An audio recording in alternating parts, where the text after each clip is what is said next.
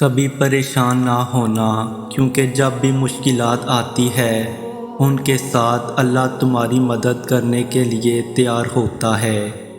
تم اپنی آس پر یقین رکھو اور دعا کرتے رہو، کیونکہ اللہ پر یقین رکھنے والے لوگوں کی دعائیں کبھی رد نہیں کی جاتی۔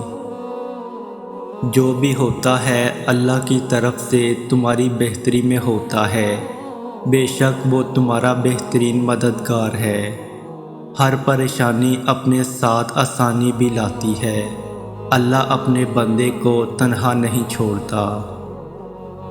یقین رکھیں، بار بار توڑا جائے گا، لیکن تمہارا صبر آزمایا جائے گا، اور تمہیں مشکل میں ڈالا جائے گا، لیکن ایک دن یہ سفر ختم ہو جائے گا۔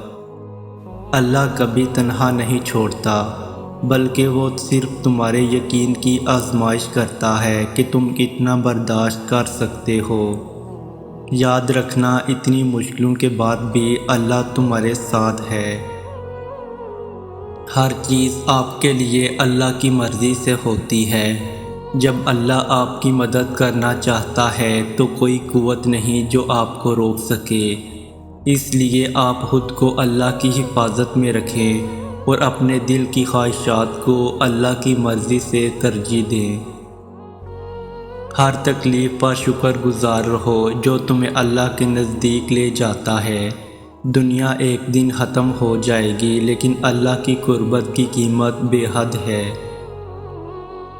اگر تم اللہ کے سامنے کوئی کام کرتے ہو تو یقین رکھو کہ اس کا مکافات ہوگا۔